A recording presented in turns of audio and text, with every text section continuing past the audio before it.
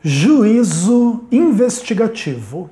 Jesus como o bode para o Senhor na carta aos Hebreus. Eu sou Ezequiel Gomes, você está no canal Vem Senhor Jesus e hoje nós continuamos a nossa série a respeito da doutrina do juízo investigativo. No vídeo passado eu falei um pouco para vocês sobre a aplicação que o teólogo James Dunn faz de Jesus como bode Azazel na discussão sobre a cruz de Cristo como um sacrifício. E aí o James Dunn tem a sua atenção voltada para o livro de Levítico, que trata de vários sacrifícios pelo pecado e etc. E ali ele chega nos rituais do dia da expiação e ele enxerga ali um sacrifício da parte do bode para o Senhor, do bode para Azazel, como representando de alguma forma ali a cruz de Cristo, a salvação em Cristo e etc. Beleza.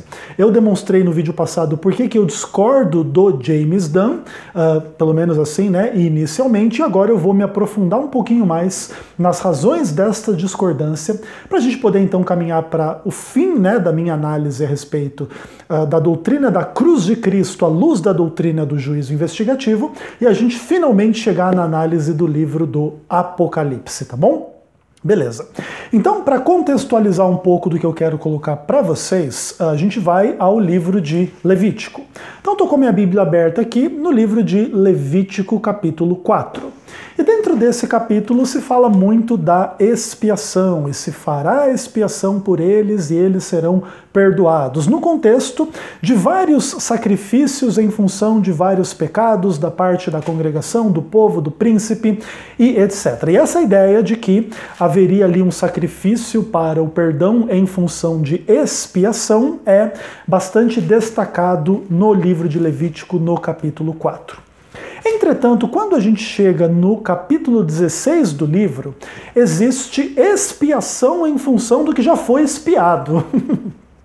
Inclusive é nesse contexto que eu falei um pouco, né, da ideia da tensão escatológica ou da tensão soteriológica entre o que já aconteceu, mas ainda não aconteceu. Então, por exemplo, ainda haveria de existir o dia da expiação ou o dia das expiações em Levítico 16, de maneira que a expiação, por exemplo, descrita em Levítico 4 é uma expiação já, mas ainda não, até que chegasse o dia da expiação, e ali de fato então seria a expiação de fato com algumas questões bastante interessantes sendo concretizadas no dia da expiação. Eu não vou ler Levítico 16 para vocês de novo, né? Já nessa série a gente já leu o capítulo todo, já fiz aí uma introdução ampla sobre a exegese do capítulo. Aqueles que quiserem se aprofundar e não viram o vídeo podem voltar e assistir o vídeo que eu já falei sobre isso, mas vou ler aqui de novo alguns textos interessantes de Levítico 16. Então vamos dar uma olhada aqui nos versos 7 a 10.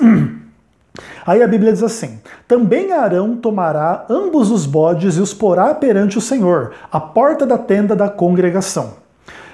Lançará sortes sobre os dois bodes, um para o Senhor e outro para o bode para Azazel. Arão fará chegar o bode sobre o qual cair a sorte para o Senhor e oferecerá por oferta pelo pecado. Mas o bode sobre que cair a sorte para o bode Azazel será apresentado vivo perante o Senhor para fazer expiação por meio dele e enviá-lo ao deserto como bode para Azazel. Então aqui está a descrição, né, do bode para o Senhor, do bode para Azazel. Um seria sacrificado pelo pecado, o outro seria apresentado vivo para por meio dele se fazer expiação. E aí a partir do verso 15, o texto de Levítico 16 diz o seguinte: então Arão imolará o bode da oferta para o pecado, que será para o povo, e trará o seu sangue para dentro do véu, e fará com seu sangue como fez com o sangue do novilho. Aspergi-lo-á no propiciatório e também diante dele, e assim fará expiação pelo santuário, por causa das impurezas dos filhos de Israel, e das suas transgressões e de todos os seus pecados. Da mesma sorte fará pela tenda da congregação, que está no meio deles, das suas impurezas. Nenhum homem estará na tenda da congregação quando ele entrar para fazer propiciação no santuário, até que ele saia depois de feita expiação por si mesmo, pela sua casa e por toda a congregação dos filhos de Israel. Então sairá ao altar que está perante o Senhor e fará expiação por ele. Tomará do sangue do novilho e do sangue do bode e os porá sobre o chifre do altar. Do sangue aspergirá com o dedo 7 vezes sobre o altar e o purificará e o santificará das impurezas dos filhos de Israel. Havendo, pois, acabado de fazer a expiação pelo santuário, pela tenda, pelo altar, então fará chegar o bode vivo. E aí vai ter todos os rituais em função do bode para Azazel. Será imposto as mãos sobre ele, confessado todos os pecados sobre ele, ele será levado para o deserto, para a terra desolada, tá bom? Maravilha. Aí o que acontece? Aquela pessoa responsável por levar o bode para Azazel, levaria o bode para o deserto, depois voltaria e para reentrar ao santuário deveria fazer questões ali de purificação para poder retornar ao meio do povo, tá bom? E aí, o que acontece? No verso 26 se explica isso. Aquele que tiver levado o bode para Azazel lavará suas vestes, banhará seu corpo em água e depois entrará no arraial. E depois que o ritual com o bode para Azazel tivesse terminado desta forma, no verso 27 se diz: mas o novilho e o bode da oferta pelo pecado, cujo sangue foi trazido para fazer expiação no santuário, serão então levados fora do arraial, porém a sua pele, carne e excremento se queimarão. Aquele que queimar lavará suas vestes, banhará seu corpo em água e depois entrará no arraial. O que é? Aqui é o final do ritual, em função do qual, depois de feito o ritual com o bode para Azazel, os excrementos, a pele, etc., do bode para o Senhor seriam todos queimados, e aí seriam levados para fora do arraial, e a pessoa iria voltar, e para voltar teria que fazer um ritual de purificação para voltar para entrar de volta ao arraial dos filhos de Israel. E aí, depois que tudo isso se completasse, aí se faz o resumo da ópera, né? Verso 30. Naquele dia se fará expiação por vós e sereis purificados de todos os vossos pecados perante o Senhor. O que acontece aqui? Existem algumas questões importantes da gente identificar na função do bode para o Senhor e todos os rituais em função dele no dia da expiação. Primeiro, somente ele era um sacrifício pelo pecado, uma oferta pelo pecado. Somente o sangue dele era derramado, ok? E trazido o seu sangue dentro do santuário, inclusive ao lugar santíssimo, inclusive ao lugar santo, para purificar o santuário, a tenda, as pessoas de uma forma completa. E somente depois de terminada a expiação em função do sangue do bode para o Senhor, é que o bode para Azazel entraria em cena. Então os pecados seriam confessados sobre ele seria lançado para fora do arraial de Israel, e a pessoa que levava ele para fora do arraial deveria cumprir rituais de purificação para retornar ao arraial. Então as pessoas deveriam pegar os restos do bode para o Senhor levar para fora do arraial, e para voltar para dentro do arraial deveriam passar por purificação. E assim era feita a purificação, e o povo era declarado separado dos seus pecados, purificado dos seus pecados no dia da expiação. Então o bode para o Senhor é o centro, o ápice e o fim de toda essa cerimônia no dia da expiação. Inclusive ele só era levado para fora do arraial depois que o bode para Azazel já tinha sido levado e a pessoa responsável voltado ao arraial, colocando a grande ênfase do dia da expiação nos rituais em torno do bode para o Senhor, que unicamente era imolado como sacrifício, derramava o seu sangue para expiação e o perdão do pecado de Israel, tá bom?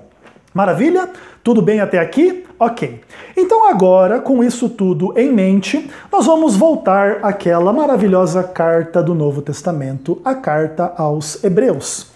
E a gente vai reconhecer algumas coisas importantes. Hebreus é a carta que melhor e mais trata de tais e tais questões do Antigo Testamento dentro do Novo Testamento. Então, a carta aos Hebreus diz que os ministros do santuário da terra ministravam em figura e sombra das coisas celestiais, e explica, né, o lugar santo, o lugar santíssimo, as ministrações tamid dos dias normais no lugar santo, a ministração especial no lugar santíssimo, no dia da expiação e etc. Então, Hebreus é a carta mais madura do Novo Testamento para falar desse assunto. É onde, de fato, essas questões são tratadas explicitamente, ainda que é importante a gente reconhecer que o autor da carta aos Hebreus, ele diz que ele não vai tratar de todos os pormenores, de todas as implicações, que seria muito complicado, e ele definiu e decidiu, aliás, fazer uma coisa um pouco mais assim resumida e tranquila para a aplicação das imagens levíticas para a mentalidade cristã, sempre exaltando o santuário superior, que é o santuário do céu, o sacrifício superior, que é o sacrifício de Cristo, o sangue superior, que é o sangue de Jesus Cristo derramado sobre a cruz, como sacrifício e tal. E agora existe um caminho novo e vivo para além do véu, para dentro do santuário celestial, onde os cristãos podem acompanhar o sumo sacerdote celestial pela fé. E em grande medida, as questões aí que a gente já estudou bem extensamente e detalhadamente na carta aos Hebreus. E agora, como é que a carta aos Hebreus trata Jesus Cristo em relação aos rituais do dia da expiação? E eu tenho a resposta para você no capítulo 13, dos versos 10 a 15. E aqui o autor da carta aos Hebreus diz o seguinte para os cristãos: possuímos um altar do qual não tem direito de comer os que ministram no tabernáculo, pois aqueles animais cujo sangue é trazido para dentro do Santo dos Santos, estou lendo a tradução do João Ferreira de Almeida, Revista Atualizada, segunda edição, a Bíblia de Jerusalém aqui traz o termo santuário, então vamos lá. Aqueles animais cujo sangue era trazido para dentro do santuário, pelo sumo sacerdote como oblação pelo pecado, tem o corpo queimado fora do acampamento. Por isso foi também que Jesus, para santificar o povo, pelo seu próprio sangue, sofreu fora da porta. Saiamos, pois, fora do arraial, levando o seu vitupério. Na verdade, não temos aqui a cidade permanente, mas buscamos a que há de vir. Por meio de Jesus Cristo, então, ofereçamos a Deus sempre um sacrifício de louvor, que é o fruto dos lábios que confessam o seu nome. Bom, o autor da carta aos Hebreus fala do sangue de Jesus Cristo, da cruz de Jesus Cristo, da morte de Jesus Cristo, como referência aos animais cujo sangue era trazido para dentro do santuário e cujo corpo era queimado fora do arraial. Nada disso acontecia com o bode para Azazel. O bode para Azazel não tinha o seu corpo queimado, nem seu sangue derramado, nem era sacrificado pelo pecado. De maneira que o autor da carta do Novo Testamento, que mais e melhor trata das questões levíticas, não aplica a imagem do bode para Azazel a Jesus Cristo, mas aplica a imagem do bode para o Senhor. E aqui as questões são tão claras quanto podem ser. Jesus Cristo é representado pelo bode para o Senhor e não é representado pelo bode para Azazel, pelas razões oferecidas aqui na carta aos Hebreus, porque essa é a aplicação que o autor de Hebreus faz. Não existe nenhum outro momento da carta que o autor da carta aos Hebreus implique ou aplique a imagem do bode para Azazel em Jesus Cristo, na sua cruz, no seu sacrifício e na expiação que ele realizou na cruz. Opa! E aí, nos motivos que eu também expliquei no vídeo anterior e nos meus vídeos sobre o bode Azazel e o sacrifício expiatório de Zinri pelos filhos de Israel, fica muito claro que tais imagens em torno do bode Azazel não se referem a Jesus Cristo na mentalidade do autor da carta aos Hebreus, que é a carta que melhor trata do tema. Então, todos aqueles que fazem aplicações da imagem do bode Azazel para Cristo no contexto cristão, o fazem por sua própria conta e risco, sem terem o respaldo daquela carta que melhor trata tais questões no Novo Testamento. Beleza? Claro, a gente poderia gastar bastante tempo aqui com esses versos, né? A ideia é que o altar dos cristãos só pode comer dele quem já não ministra mais no tabernáculo da terra. Quem está focado e centralizado nos rituais na terra perdeu o altar de Cristo, que é maior, né? Inclusive por isso o autor da carta aos Hebreus diz aos hebreus que eles não voltem aos rudimentos levíticos, porque o que Cristo fez é o verdadeiro sentido de toda a lei e supera toda a lei cerimonial dentro desta perspectiva, tá? A gente não fez muita discussão sobre lei moral, lei cerimonial dentro desta série. Essa é uma das questões também polêmicas em torno da ideia do juízo investigativo, mas a gente pode falar isso em outro momento, em outro contexto. Mas seja como for, todos os rituais levíticos encontram em Cristo seu real sentido, seu real cumprimento, de maneira que a partir da morte de Jesus Cristo, todo o ritual levítico é esvaziado de sentido, porque agora o verdadeiro sentido veio e agora Cristo é o sacrifício. E porque ele se sacrificou por nós, nós sacrificamos, nós oferecemos um sacrifício nos nossos lábios. Nós confessamos o nome dele na nossa boca, que quer dizer que o nome dele está no nosso coração, em função daquilo que ele é e daquilo que ele fez por nós. E ele é o bode para o Senhor, não o bode para Azazel, dentro do cumprimento do ritual levítico de perspectiva cristã. E aí algumas coisas começam a ficar interessantes quando a gente analisa a ideia da morte de Cristo como sacrifício na carta aos Hebreus. Veja, por exemplo, o capítulo 2 de Hebreus, versos 10 e 14. Aliás, versos 9 e 14. Vemos, todavia, que Jesus, aquele que por um pouco foi feito menor do que os anjos por causa do sofrimento da morte, foi coroado de glória e honra, porque pela graça de Deus, para que pela graça de Deus provasse a morte por todo homem, para que por sua morte destruísse aquele que tem o poder da morte, a saber, o diabo, e livrasse todos que pelo pavor da morte estavam sujeitos à escravidão. Então aqui a ideia é que a morte de Cristo como um sacrifício acontece com vistas à humanidade e a todos os homens em específico, e Jesus morreu para destruir o diabo, e aí é o verbo katargel, tá bom? É o verbo grego usado aqui, eu anotei aqui na minha Bíblia. E esse verbo katargel, ele é usado por Paulo em outro contexto, em outra carta, em 1 aos Coríntios, no capítulo 1, verso 28, e no capítulo 15, vou dar uma olhadinha no verso daqui a pouco aqui. Então, olha que coisa interessante é o sentido do verbo katargel, usado em Hebreus 2, verso 14, para dizer que Jesus morreu com vistas a fazer o quê? Destruir o diabo. O que implica destruir? Aqui em 1 Coríntios 1, verso 28, se usa esse termo, mas ele é traduzido de outra forma, onde o texto diz assim: Deus escolheu as coisas humildes do mundo e as desprezadas, e as que não são, para reduzir a nada as que são. Qual você acha que é a expressão que traduz o verbo katargel aqui em 1 aos Coríntios, capítulo 1, verso 28? Pois é, reduzir a nada. Destruir, lá no capítulo 2, verso 14. E a gente tem aqui também 1 aos Coríntios capítulo 15, versículo 24, onde se diz assim: Então virá o fim quando Cristo entregar o reino ao Deus e Pai, quando ele, Cristo, houver destruído todo o principado, potestade e poder. Então aqui a imagem, o verbo katargel novamente, sendo traduzido como destruir. E aí a ideia então é que Cristo, pela sua morte, ele morreu com vistas a destruir o diabo, aquele que tem o poder da morte. E aí eu pergunto para você, na mentalidade do autor da carta aos Hebreus e dos demais autores do Novo Testamento, o diabo já foi destruído? Sim ou não? O livro do Apocalipse, que nós vamos analisar adiante, vai trazer o diabo vivo e ativo, muito bem, obrigado.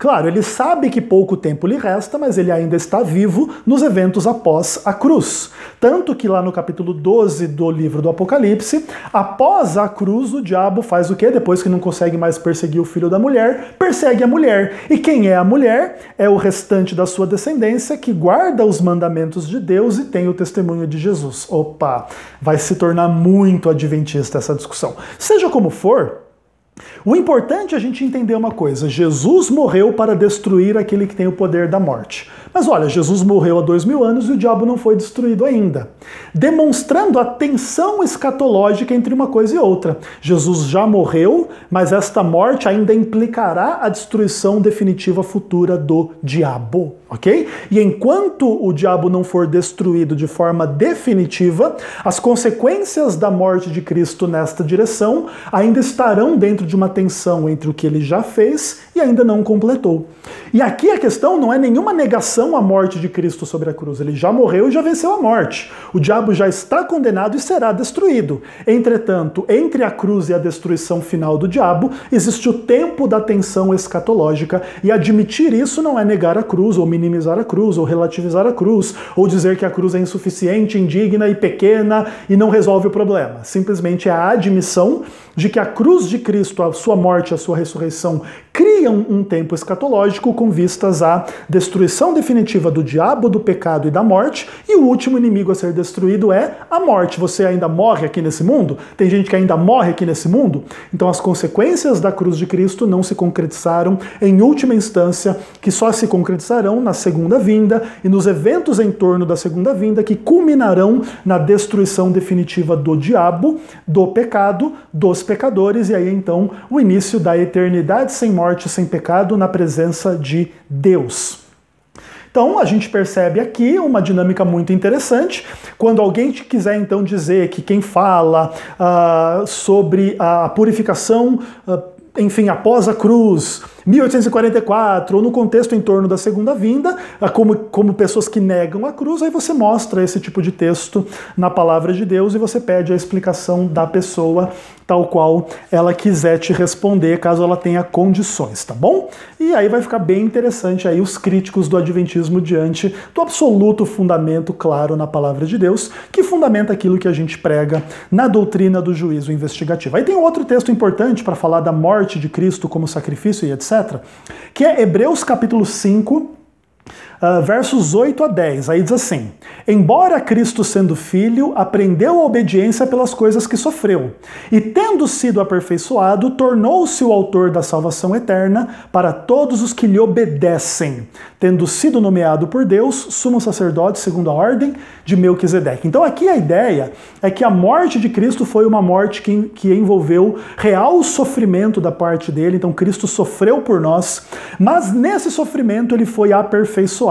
E porque ele sofreu, e porque ele morreu, e porque ele morreu por nós, ele é o autor da salvação eterna para os que lhe obedecem. Olha a ideia de obediência conectada à salvação. Então você tem que obedecer a Cristo para ser salvo, e se o nome disso for legalismo, porque a doutrina do juízo investigativo é legalista, aí os críticos do adventismo podem começar a criticar a carta aos Hebreus de igual forma, tá bom? Fica a dica. E por fim, Hebreus 9, verso 26, a palavra de Deus diz o que para nós? Nesse caso, seria necessário que Cristo tivesse sofrido muitas vezes, desde a fundação do mundo. Agora, porém, ao se cumprirem os tempos, ele se manifestou uma vez por todas, para aniquilar pelo sacrifício de si mesmo o pecado. Jesus, pelo sacrifício de si mesmo, aniquila o pecado. Agora, o pecado ainda existe no mundo? Tem gente ainda roubando, matando, adulterando, transgredindo o sábado, idolatrando e fazendo tudo que não presta contra a lei de Deus? Então, aquilo que Cristo morreu para realizar ainda precisa aguardar os eventos em torno da segunda vinda para se tornar historicamente verificável no paraíso, sem pecado e sem morte para todo o sempre. E aí a gente percebe algumas coisas legais a respeito da cruz de Cristo como cumprindo a imagem do sacrifício do bode para o Senhor em Levítico 16. O objetivo disso tudo é destruir o diabo e aniquilar o pecado, trazendo a salvação eterna. Pronto. Olha que coisa linda. E a salvação eterna já veio? Veio e não veio. Em Cristo a salvação eterna já é disponível a nós pela fé. E se a gente tem fé, a gente já tem a salvação, e esta salvação nos acompanhará por toda a eternidade. Acontece que antes que a segunda vinda se cumpra, aquele que hoje tem fé e vida eterna pode perder essa fé e, consequentemente, perder a vida eterna. E as imagens do livro de Hebreus, da carta aos Hebreus, são bastante claras em função de tudo isso. E para, no final das contas, definir de fato quem tem a vida eterna e quem não tem, no contexto da fé, das obras, da obediência, do amor a Deus, do amor ao próximo e etc., tudo isso é definido em torno de um juízo pré-advento, antes que Cristo venha, e quando ele voltar, tal distinção entre salvos e perdidos já estará absolutamente madura, e naquele caso já se tornará imutável, porque aí os salvos mortos vão ressuscitar, os vivos serão transformados e todos vão para o céu. Os perdidos morrem e depois são o quê? ressuscitados na segunda ressurreição e são destruídos, de maneira que esse juízo em torno de quem de fato é salvo ou perdido acontece em torno da segunda vinda de Jesus Cristo e o julgamento precisa acontecer antes disso. Portanto, ainda que a gente pudesse dizer que o adventismo estivesse equivocado, por exemplo, na data em torno de 1844 para o início do juízo investigativo, ainda que isso pudesse ser dito, que isso pudesse ter razão, os críticos nesse ponto, ainda assim nós precisaríamos manter o julgamento final pré-advento, que definiria quem é salvo e quem não é perdido, no contexto da análise da fé, das obras e de tudo em relação às pessoas, que, de alguma maneira, estão colocadas em perspectiva de salvação, em contexto de experiência de fé e graça e tudo mais, em função de tudo isso, tá bom? Naturalmente, a gente ainda vai precisar amadurecer um pouco, tá, a linguagem bíblica em torno do juízo investigativo, especialmente no caminhar aí da conclusão da nossa série, mas as questões estão ficando basicamente bastante claras e não existe nenhuma razão para aplicar a imagem do bode Azazel a Cristo nesse contexto como um todo, de maneira que Cristo e a cruz de Cristo são muito melhor representados pelo bode para o Senhor unicamente, que era o único que morria, derramava sangue, cujo sangue era usado para a purificação do santuário, e ao final da purificação do santuário, o que havia? A decretação de que o povo estaria liberto dos seus pecados de forma definitiva. Claro, em Levítico aquilo tudo é somente sombra e figura das coisas celestiais. No dia seguinte ao dia da expiação levítica já tinha que fazer sacrifício de novo, porque o povo continuava pecador, mas tudo isso apontava para um momento escatológico a partir do santuário do céu e do sacrifício de Cristo, onde de fato acontecerá, no contexto do dia da expiação cósmico e universal, a purificação de fato do universo, da presença e da existência do pecado, e que para os quais Jesus Cristo morreu. Jesus não morreu para destruir o pecado, Jesus não morreu para destruir a morte, Jesus não morreu para destruir o diabo, mas pecado, morte e diabo ainda existem, de maneira que as consequências da morte de Cristo há 2000 anos atrás ainda estão no futuro. E é para esse futuro que a doutrina do juízo investigativo aponta, sem negar em nenhum momento a cruz de Cristo. A cruz de Cristo é o centro de todo esse ritual do bode para o Senhor, é o sangue dele que purifica, e no final das contas é somente quando terminam-se os rituais em torno do bode para o Senhor é que a expiação é definitivamente completada, de maneira que a expiação não começa com Cristo, termina com o diabo, ela começa com Cristo, termina com Cristo, Cristo é o centro de todo o processo, mas a cruz, simplesmente é isso que nós gostaríamos de colocar, não é o fim do processo por completo. A cruz é absolutamente essencial, ela é o centro da história, tudo gravita em torno da cruz e daquele que estava sobre a cruz, Deus feito homem. Mas a partir da cruz é que se desenrolam os dramas da expiação no contexto do santuário celestial, até a purificação final do universo, da existência e da presença do pecado. E se alguém chamar isso de heresia, o que é que vai ser dito como a verdade bíblica, né, pessoal?